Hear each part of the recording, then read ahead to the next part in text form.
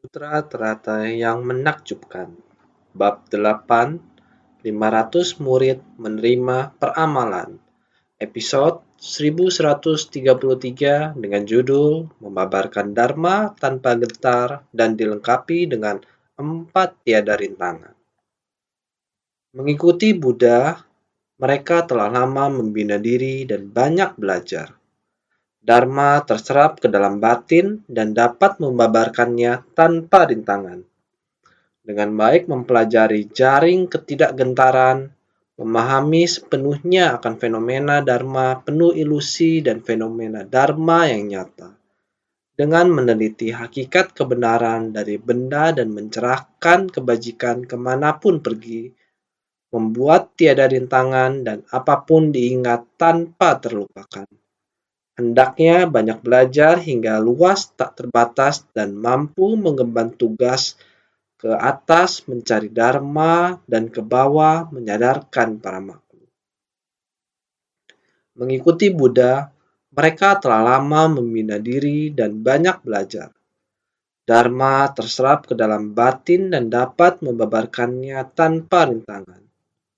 Berapa lama? Sudah sering membicarakannya. Belakangan ini senantiasa menekankan agar semua orang kita harus memiliki cara berpikir yang sama. Para Buddha dan Bodhisattva dengan Buddha datang ke dunia ini adalah kalpa tak terhingga yang lama sekali. Juga menjelmakan wujud menjadi biksu atau srawaka, menyembunyikan wujud Bodhisattva dari kendaraan besar. Kedatangannya ini semua karena sebab dan kondisi. Bukan hanya di kehidupan sekarang, namun dari kehidupan ke kehidupan, sejak kalpa sebanyak butiran debu, seperti halnya Buddha dengan biksu dari perkumpulan Sangha, ada biksu yang sudah senior, meskipun penampilan yang mereka perlihatkan adalah Srawaka, mengikuti Buddha untuk melatih diri. Di dalam kumpulan murid ada yang memiliki kelebihan dapat menjadi teladan bagi semua orang. Di dalam perkumpulan Sangha, orang yang paling dihormati adalah biksu yang senior. Namun, di dalam tubuh mereka masih ada tabiat buruk yang merupakan kekurangan. Tabiat buruk, kekurangan ini belum dikikis atau tersadarkan. Yang juga menjadi tema pengajaran yang dipinjam oleh Sang Buddha. Dengan ini, mereka juga bisa berubah. Akumulasi dari tabiat ini, seperti inilah dari kehidupan ke kehidupan, terus memperbaiki diri dalam waktu yang lama untuk mengikuti ikrar batin Buddha. Seperti inilah memasuki kehidupan para makhluk. Jadi, ini adalah waktu yang sangat lama. Ada jalinan jodoh seperti ini. Jadi, dengan mengikuti Buddha, lama membina diri dan banyak belajar, bukan hanya di kehidupan sekarang, namun dari kehidupan ke kehidupan. Jadi dinamakan lama membina diri. Senantiasa mendengar ajaran dari Buddha. Pada kehidupan lampau yang tidak terhingga juga demikian. Terus mendengar dari kehidupan ke kehidupan sampai dengan sekarang. Oleh karena itu, Dharma terserap ke dalam batin. Dharma terserap ke dalam batin dengan sendirinya juga dapat keluar membabarkan Dharma. Tidak peduli apakah itu sesepuh senior di antara kumpulan Sangha ataupun orang yang baru membangkitkan tekad. Bersedia untuk melatih diri, maka anggota senior akan membimbing dan mengajarkan mereka. Apakah itu mempraktikannya keluar atau membina diri ke dalam. Ini sama saja. Dulu dengan Dharma yang dibabarkan Buddha diserap ke dalam batin. Sekarang orang yang baru membangkitkan tekad untuk melatih diri, sekarang membabarkan Dharma untuk mereka. Yang senior membimbing anggota baru seperti sebuah keluarga. Abang tertua dan kakak tertua perlu mengajar dan membimbing adik-adiknya. Ini adalah prinsip yang sama. Oleh karena itu, Dharma terserap ke dalam batin dan dapat membabarkannya tanpa rintangan. Mendengarkan Dharma bukan dalam waktu singkat, namun telah terakumulasi dalam jangka waktu yang lama. Oleh karena itu, dengan baik mempelajari jaring ketidakgentaran, semua dharma telah terserap ke dalam batin. Tidak peduli apakah itu prinsip-prinsip alam semesta dan dunia, atau seluruh fenomena langit dan bumi di dunia, tidak ada yang tidak Buddha ketahui. Tidak ada dharma yang tidak beliau ajarkan. Oleh karena itu, semua orang mendengarkan dharma yang diajarkan oleh kebijaksanaannya, sama sekali tidak ada yang bocor. Semua diserap ke dalamnya. Maka dengan baik mempelajari jaring ketidakgentaran, diserap sepenuhnya seperti jaring. Memahami sepenuhnya akan fenomena dharma penuh ilusi dan fenomena dharma yang nyata. Dapat memahami ajaran Sang Buddha, membahas tentang keberadaan menakjubkan dalam kekosongan sejati. Semua telah dipahami. Oleh karena itu, memahami sepenuhnya akan fenomena dharma penuh ilusi dan fenomena dharma yang nyata, yaitu semuanya adalah kosong. Tidak ada hal di dunia ini yang bertahan lama. Hanya prinsip kebenaran yang abadi. Karena prinsip kebenaran itu tiada bentuk, tiada wujud, dan tiada substansi. Sehingga prinsip kebenaran bisa bertahan selamanya. Ada rupa, wujud, substansi, tidak terpisah dari 3 aspek dan 4 fase. Kita semua sangat jelas bahwa segala benda di dunia ini semua adalah proses, terbentuk, bertahan, rusak, dan musnah. Manusia ke dunia ini, tubuh akan mengalami lahir, tua, sakit, dan mati. Kondisi batin kita masih manusia awam. Berubah-ubah mengikuti kondisi lingkungan luar. Dharma yang kita dengarkan juga mengalami kebocoran. Prinsip kebenaran sejati yang ada di dunia ini adalah dharma sejati. Kita belajar ajaran Buddha, harus menyadari bahwa kehidupan ini adalah tidak kekal dan penuh ilusi. Yang lebih penting lagi, kita harus lebih mendalami dharma dari realitas sejati, itulah kebenaran sejati. Akan bisa memahami dengan jelas ajaran ilusi dari kebenaran, sehingga disebut memahami sepenuhnya akan fenomena dharma penuh ilusi dan fenomena dharma yang nyata. Dharma yang benar atau dharma yang penuh ilusi, kita harus sangat jelas akan ilusi dan ketidakkekalan. Terus mendengar ajaran dan memahami ilusi dan ketidakkekalan ajaran duniawi.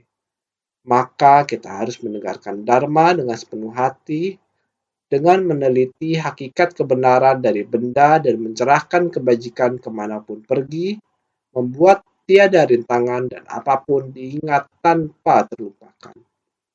Setiap hal yang kita lihat, semuanya bukan lain adalah gabungan, terbentuk dari perpaduan 4 unsur utama, seperti yang saya lihat dari kalian setiap orang, begitu juga kalian melihat saya. Juga sama, tubuh kita terbentuk dari perpaduan semu dari 4 unsur utama. Ketika unsur tanah, air, api, dan angin selaras, baru kita bisa bertahan hidup. Jika kita memegang tubuh kita, apakah tubuh kita hangat? Jika tubuh kita hangat, ini menunjukkan bahwa tubuh kita masih hidup. Kita masih bisa bernapas. Napas kita ini bisa ada udara masuk dan keluar tanpa rintangan. Masih tetap lancar.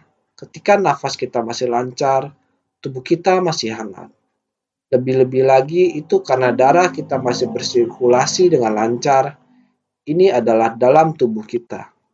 Fisiologi kita, sirkulasi darah kita bersirkulasi dengan lancar. Kita baru bisa memiliki tubuh yang sehat. Darah bisa mengalir seperti ini, seperti air. Kalian melihat saya memiliki sebuah tubuh yang sangat kokoh. Saya melihat kalian juga memiliki sebuah tubuh yang sangat kokoh. Sama juga kita memiliki 1 kepala dan 7 lubang. Sama juga memiliki 7 lubang. Meskipun wajah kita setiap orang berbeda, namun setiap orang sama memiliki mata, telinga, hidung, dan lidah. Ini semuanya ada dan sangat lengkap. Jika kita menupuk tubuh kita terasa keras, Ini karena adanya tulang dan daging.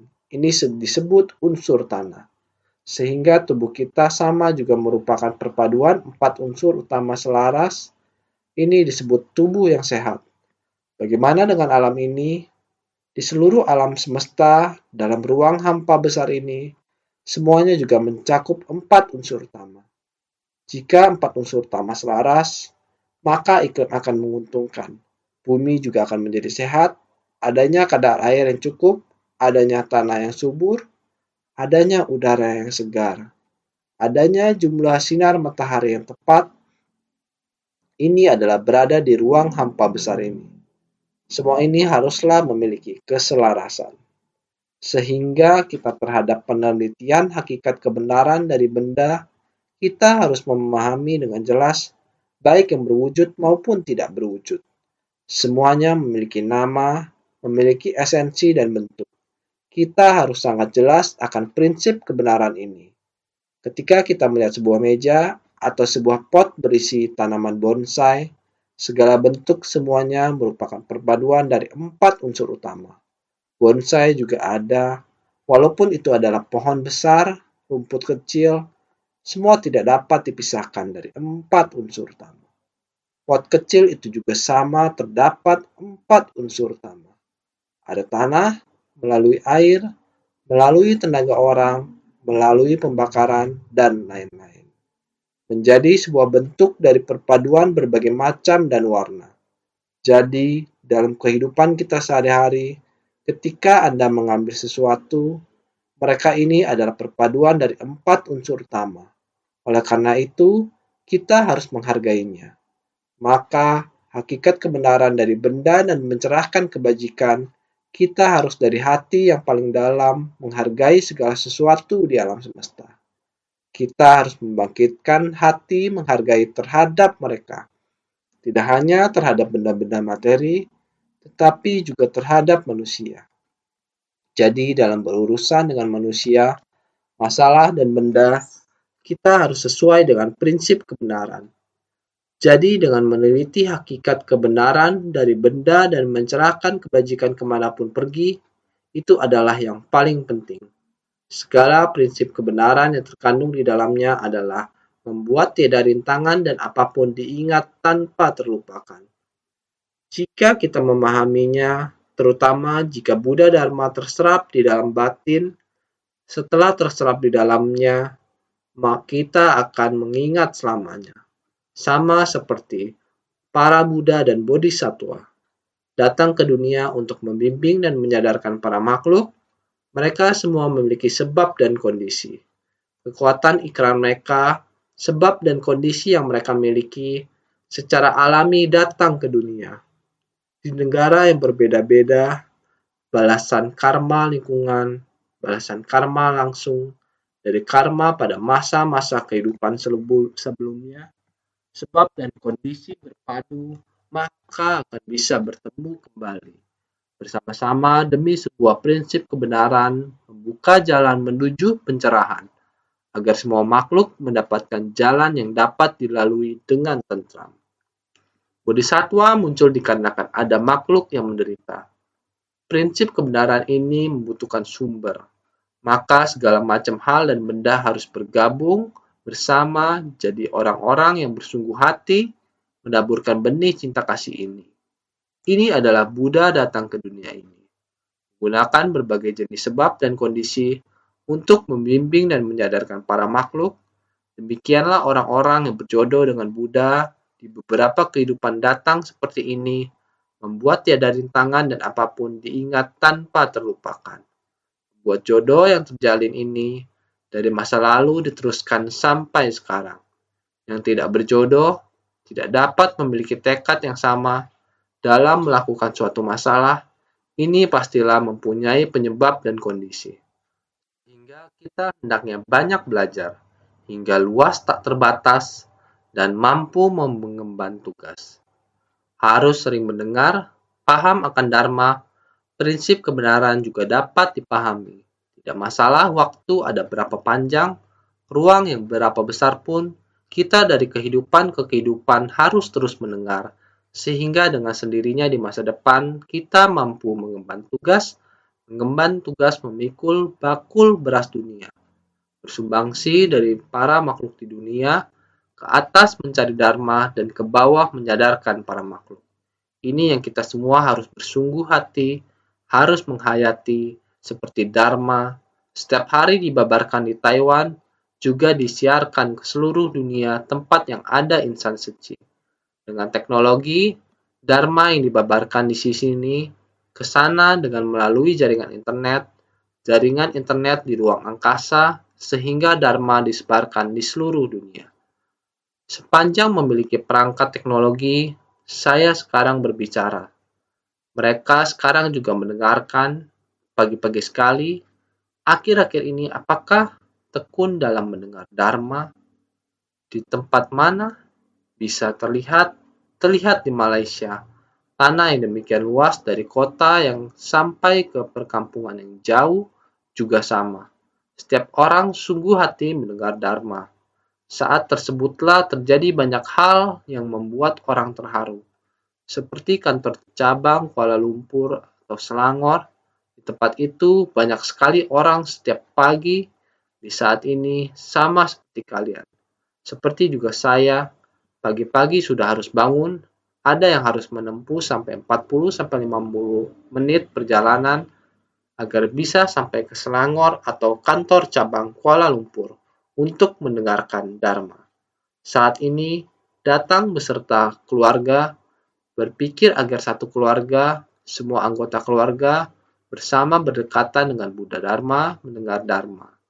Dimulai 3 tahun yang lalu, tahun 2013, mereka seperti inilah. Setiap hari bangun demikian pagi untuk mendengar Dharma, mendorong anak-anak, ada anak yang berusia sekitar 10 tahunan, ikut orang tuanya datang mendengar Dharma. Tidak pernah absen mendengar Dharma di setiap hari Sabtu.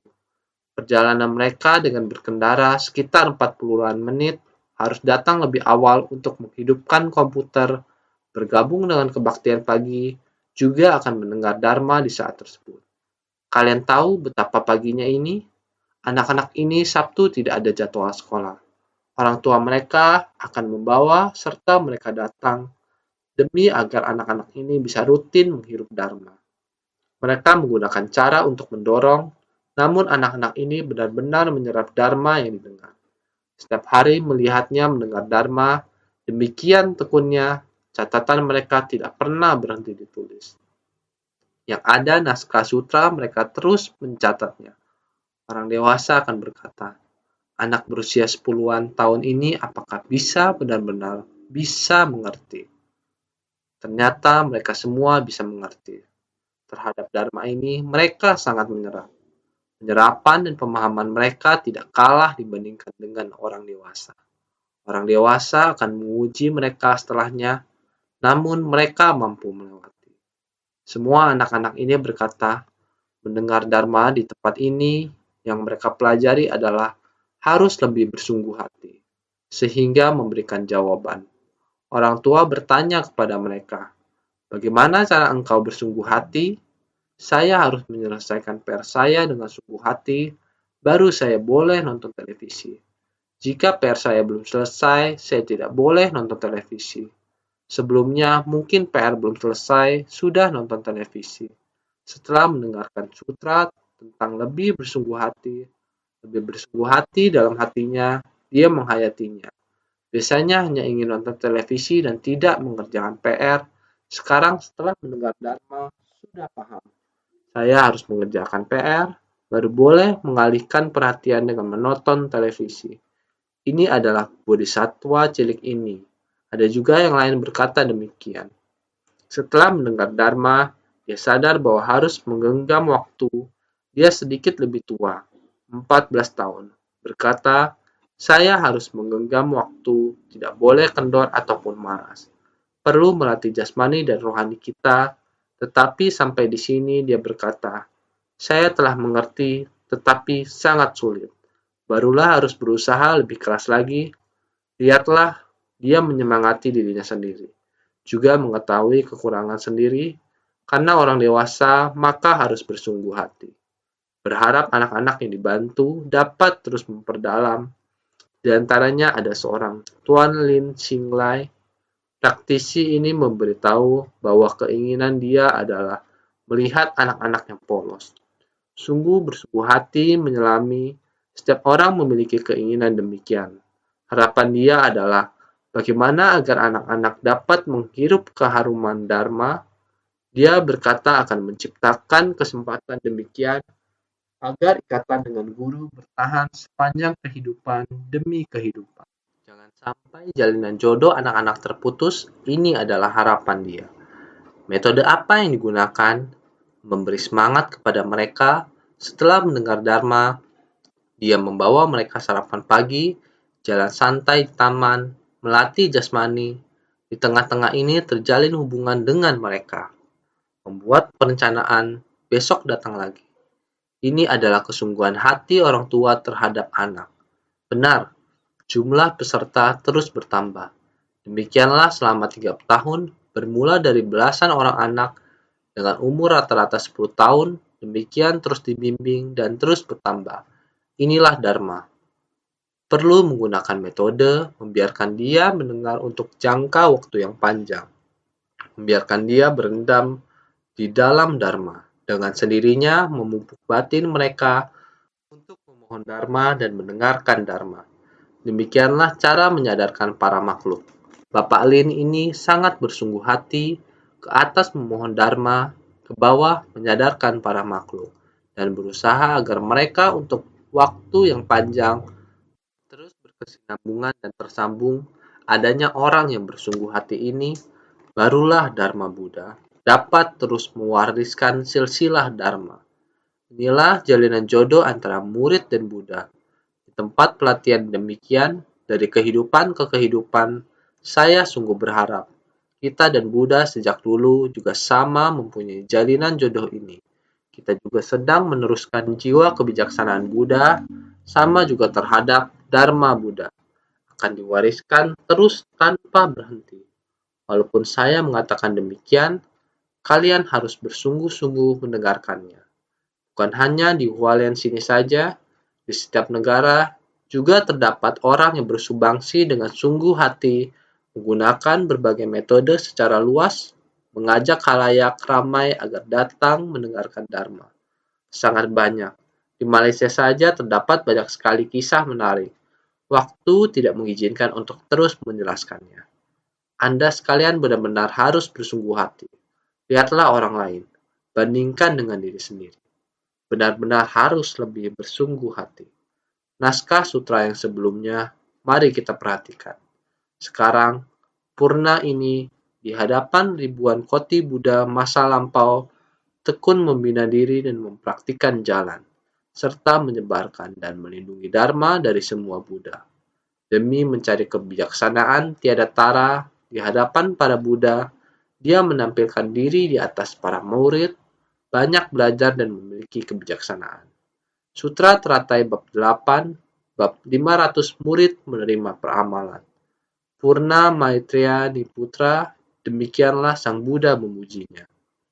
Masa lampau yang begitu lama, tidak hanya jalinan jodoh yang mendalam dengan Buddha Sakyamuni, namun juga bersama ribuan koti Buddha lainnya. Juga demikian melatih diri, hal yang sama, membantu dan melindungi Dharma dari para Buddha. Ini adalah Purna Maitreya Niputra demi mencari kebijaksanaan tiada tara. Ini adalah ingin menumbuhkan kebijaksanaannya. Menumbuhkan jiwa kebijaksanaan ini bersama para Buddha. Menampakkan penampilan seorang biksu di antara kelompok para biksu karena dia banyak mendengarkan. Dengan demikian disebutkan mendengarkan Buddha Dharma sangatlah penting. Banyak mendengarkan akan ada kebijaksanaan. Mendengarkan Buddha Dharma adalah menumbuhkan kebijaksanaan. Naskah sutra selanjutnya demikian mengatakan, dia membabarkan tanpa gentar dan membuat orang-orang bersuka cita. Dia tidak pernah lelah. Dengan ini membantu aktivitas Buddha. Dia tidak memiliki kemampuan gaib yang besar dan dilengkapi dengan 4 kebijaksanaan tiada rintangan. Sutra Teratai bab 8, bab 500 murid menerima peramalan. Dia membabarkan tanpa gentar dan membuat orang-orang bersukacita. Dharma yang dibabarkan Purna Maitreyani Putra dari dulu sampai sekarang, baik ketika mendengar maupun menerima Dharma, Purna Maitreyani Putra tidak menemui rintangan, sehingga dia membabarkan tanpa gentar. Biarpun menggunakan berbagai cara untuk mempersulitnya, dia, Putra Maitreyani Putra, tidak akan mempertanyakan sama sekali. Dharma seperti apapun, ia mampu menggunakan berbagai metode untuk menjawab, untuk meyakinkan, tidak peduli orang seperti apa yang bertanya. Dia tidak gentar. Jawaban Dharma yang diberikannya mendatangkan sukacita bagi semua, mampu membuat orang-orang yang mendengarnya terbangkitkan perasaan sukacitanya. Adalah sukacita Dharma yang dibabarkan. Karena dalam membabarkan Dharma, dia telah memperoleh 4 ketidakgentaran sehingga orang yang mendengar Dharma akan terbuka pikirannya serta memahami, merasakan sukacita. Dia membabarkan tanpa getar dan membuat orang-orang bersukacita. Dalam membabarkan Dharma, dia telah memperoleh 4 ketidakgentaran, mampu membuat orang-orang yang mendengarnya terbangkitkan perasaan sukacitanya. 4 ketidakgentaran adalah ketika bodhisattva mengajar dan menyadarkan para makhluk, harus memiliki 4 ketidakgentaran. Ketika bodhisattva mengajar dan membimbing para makhluk, memiliki 4 jenis ketidakgentaran, yaitu 1. Menegakkan sepenuhnya tanpa pernah lupa sehingga dapat membabarkan Dharma tanpa kegentaran. Dengan 2. Dengan sepenuhnya mengetahui akan kebahagiaan Dharma serta tahu akan kapasitas, keinginan, sifat dan batin dari para makhluk sehingga dapat membabarkan Dharma tanpa kegentaran. 3. Mampu menjawab pertanyaan secara terampil sehingga dapat membabarkan Dharma tanpa kegentaran. 4. Mampu menghapus keraguan sehingga dapat membabarkan Dharma tanpa kegentaran. Yang pertama adalah menegakkan sepenuhnya tanpa pernah lupa, sehingga dapat membabarkan Dharma tanpa kegentaran. Dalam mempelajari Dharma, setelah kita mendengar dan menerimanya, kita harus mempertahankan segala kebajikan dan menegakkan segala Dharma. Kita harus sungguh-sungguh saat mendengarkan Dharma dan menyerap segala ajaran bajik hingga ke dalam batin, dan tidak pernah melupakan Dharma yang ditegakkan. Jadi, mempertahankan segala kebajikan dan menegakkan segala Dharma, segala kebajikan harus kita amalkan sesuai dengan ajaran.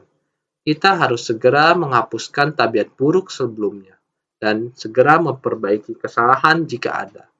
Merubah diri sendiri dan memulai yang baru. Ini dinamakan mempertahankan segala kebajikan. Kita harus menegakkan segala Dharma, semua Dharma, jangan kita lupakan. Karena Buddha sudah mengajarkan, kita harus mempelajarinya dan tidak melupakannya. Tiada kebocoran, ketika kita memastikan tiada kebocoran Dharma, dengan sendirinya kita dapat membabarkan Dharma tanpa kegentaran.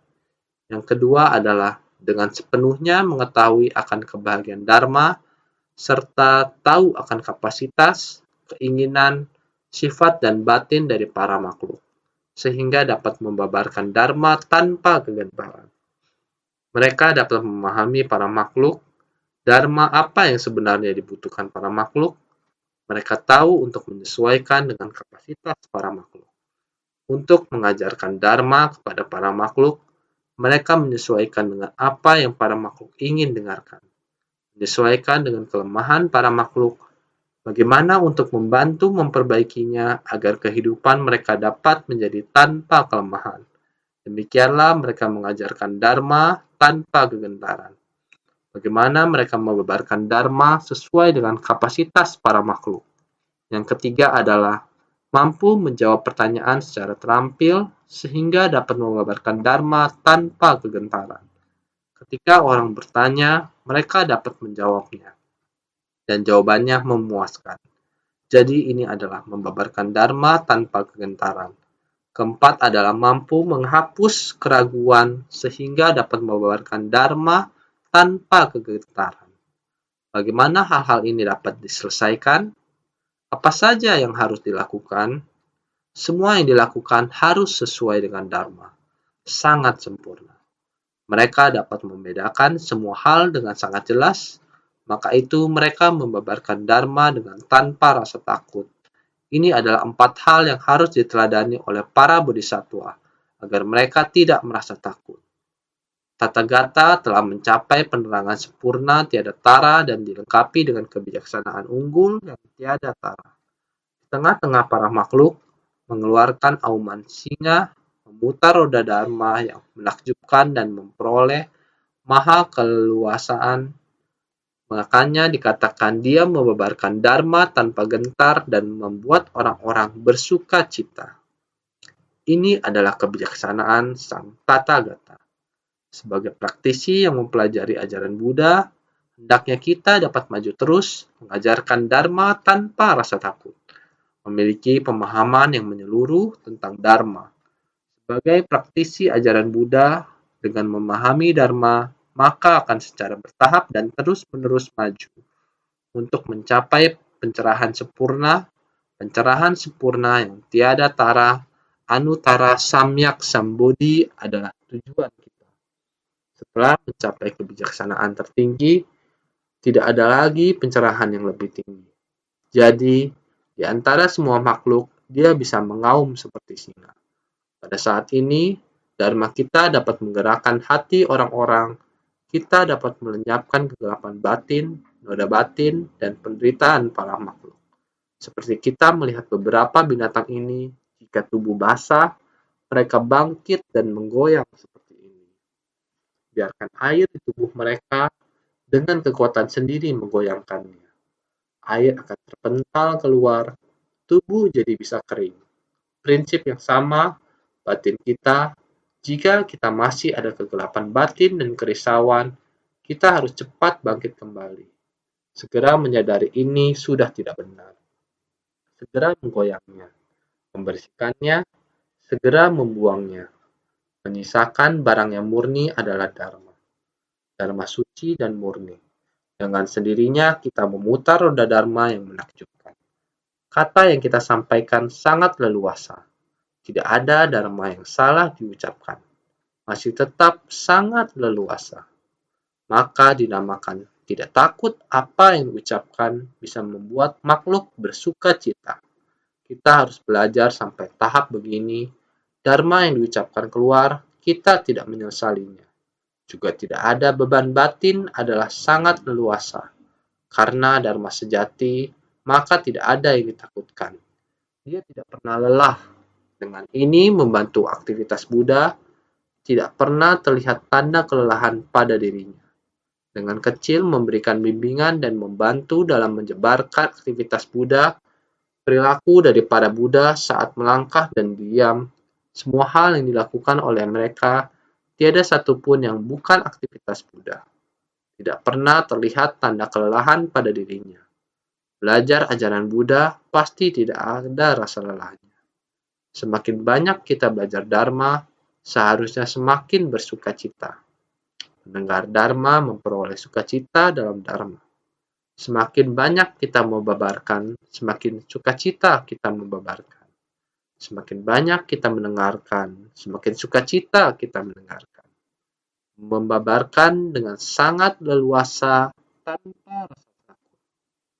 Ketika kita mendengarkan juga penuh sukacita dalam Dharma, dengan kecil memberikan bimbingan dan membantu dalam menyebarkan aktivitas Buddha.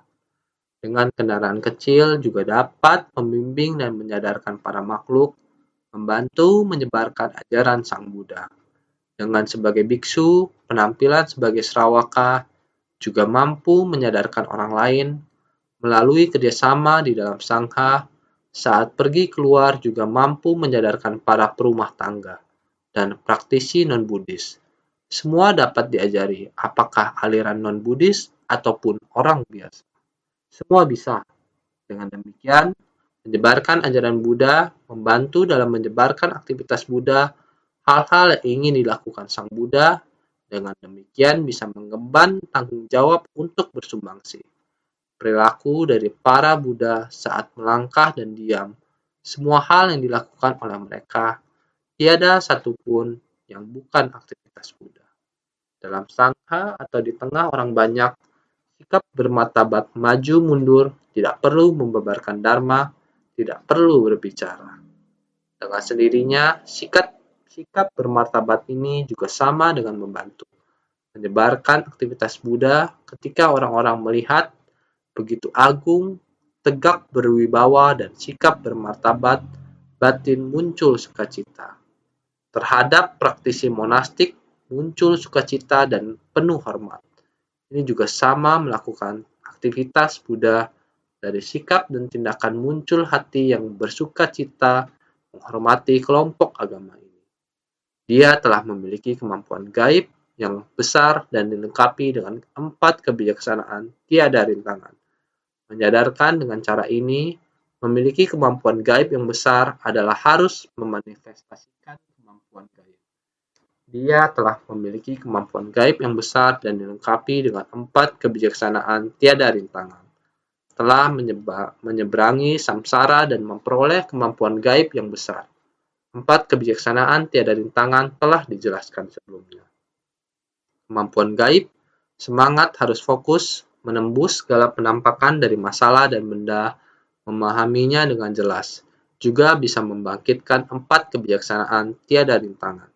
Seperti dahulu, saya telah pernah mengatakannya di depan. Akan tetapi, apakah semua orang ada mengingatnya? 4 kebijaksanaan tiada rintangan juga disebut 4 penjelasan tanpa rintangan. 4 kebijaksanaan tiada rintangan juga disebut 4 penjelasan tiada rintangan atau 4 kefasihan tanpa rintangan.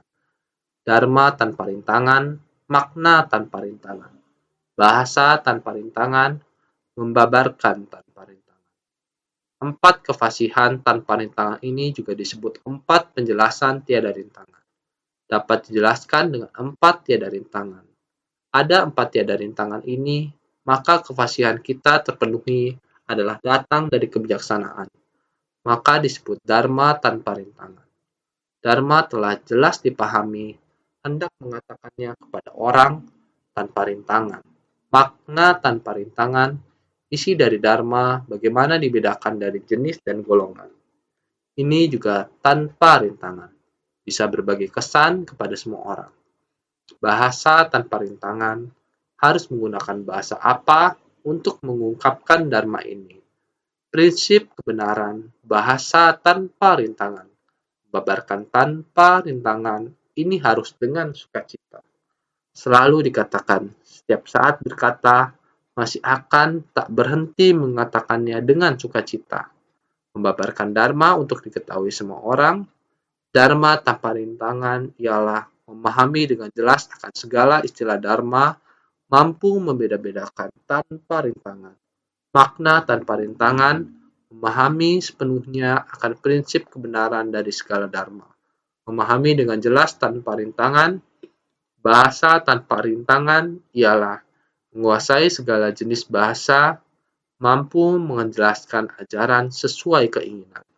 Membabarkan tanpa rintangan adalah kefasihan dalam membabarkan dharma, sempurna tanpa hambatan, suka membabarkan pada para makhluk dengan penuh keleluasaan.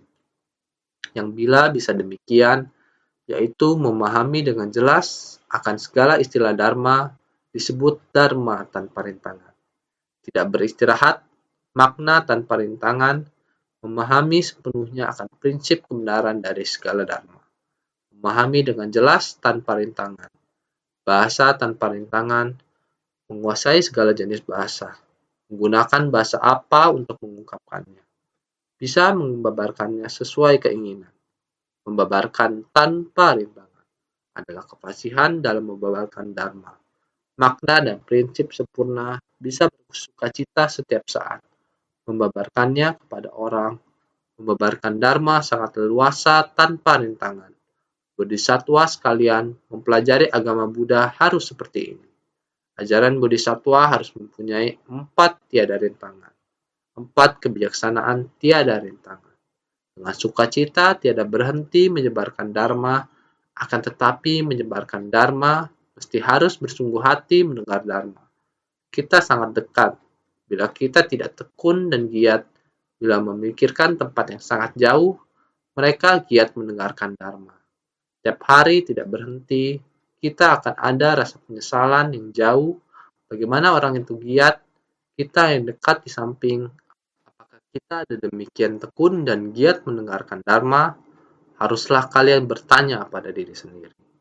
Bertanya pada orang di sekitar, adakah kamu? Adakah kamu giat? Adakah kamu malas? Di antara sesama, bertanya pada orang lain, juga bertanya pada diri sendiri. Apakah saya ada malas? Apakah saya ada giat bersemangat, bermalas-malasan, kehilangan ajaran Buddha, jiwa kebijaksanaan kita mengikuti kemalasan merosot, giat bersemangat, saya juga mendengarnya.